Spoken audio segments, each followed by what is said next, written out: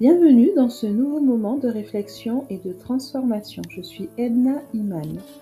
Aujourd'hui, nous abordons un principe qui peut sembler paradoxal, mais qui a le pouvoir de changer profondément un mariage. La victoire sans un mot. Dans notre monde, on nous apprend à nous défendre, à expliquer, à convaincre, à confronter. Pourtant, la parole de Dieu nous enseigne quelque chose de totalement différent. Parfois, le silence rempli de respect est plus puissant que 1000 paroles. Alors aujourd'hui, je vous invite à découvrir avec moi ce chemin difficile, mais profondément transformateur. Apprendre à laisser Dieu agir sans essayer de contrôler ou de convaincre par mes propres mots. J'ai longtemps cru que pour améliorer ma situation, je devais parler, expliquer à mon mari ce qui n'allait pas, lui dire ce qui me faisait souffrir, essayer de le convaincre de changer. Mais avec le temps, j'ai réalisé que mes paroles ne changeaient rien. Parfois, elles aggravaient même la situation. Plus je parlais, plus la distance grandissait entre nous. Plus je tentais de contrôler, plus il s'éloignait. C'est alors que j'ai découvert une vérité difficile à accepter. Peut-être que mes paroles, bien qu'animées de bonnes intentions, n'étaient pas la solution.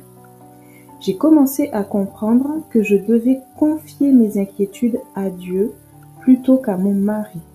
Lorsque quelque chose me préoccupait, mon premier réflexe était de lui en parler immédiatement. Mais j'ai appris à faire autrement, à prier d'abord. Au début, c'était très difficile. Je ressentais l'envie de parler, d'expliquer, de réagir. Pourtant, j'ai choisi de garder le silence et de confier mes préoccupations à Dieu. J'ai aussi compris que je devais lâcher prise. Je voulais contrôler, comprendre, surveiller, poser des questions. Mais tout cela ne faisait qu'augmenter les tensions. J'ai réalisé que je n'avais pas le pouvoir de changer mon mari. Seul Dieu pouvait le faire. Alors, j'ai décidé de le laisser tranquille et de prier. Petit à petit, j'ai appris à répondre différemment. Lorsque je recevais une parole blessante, au lieu de me défendre, j'essayais de répondre avec douceur. Lorsque je ressentais de la colère, je choisissais de bénir plutôt que de critiquer. Ce changement n'était pas naturel pour moi.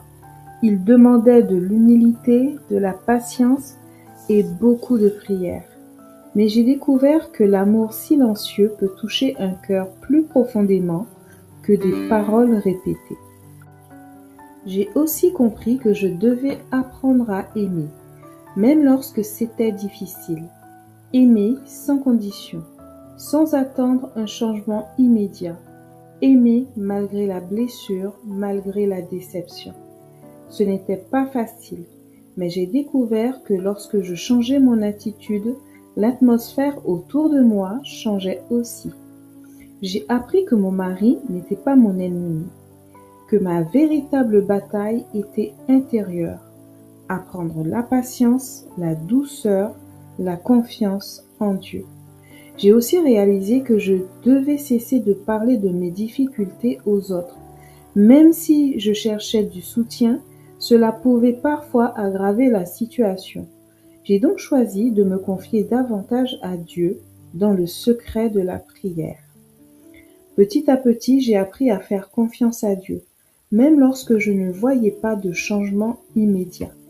J'ai compris que la victoire ne vient pas toujours par la confrontation, mais souvent par la douceur, le respect et la confiance silencieuse.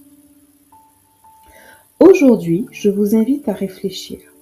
Et si votre silence rempli de respect et de prière pouvait être plus puissant que toutes vos paroles, peut-être que vous traversez une situation difficile. Peut-être que vous avez essayé d'expliquer, de convaincre, de changer les choses sans succès. Et si aujourd'hui vous faisiez un choix différent?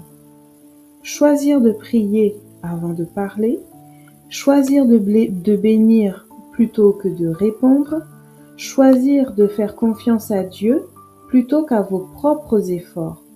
La victoire sans un mot n'est pas facile. Elle demande patience, humilité et foi. Mais elle peut transformer votre cœur et parfois même transformer votre situation. Cette semaine, je vous encourage à essayer. Lorsque quelque chose vous préoccupe, prenez d'abord un moment pour prier. Confiez-le à Dieu, puis laissez-le agir. Merci d'avoir partagé ce moment avec moi. Si ce message vous a touché, n'hésitez pas à le partager, à laisser un commentaire ou à rejoindre les rencontres Espoir Enfin qui ont lieu tous les samedis à 12h30 pour continuer ce chemin ensemble. On se retrouve très bientôt pour un nouveau moment d'encouragement. Prenez soin de vous et gardez confiance, même dans le silence.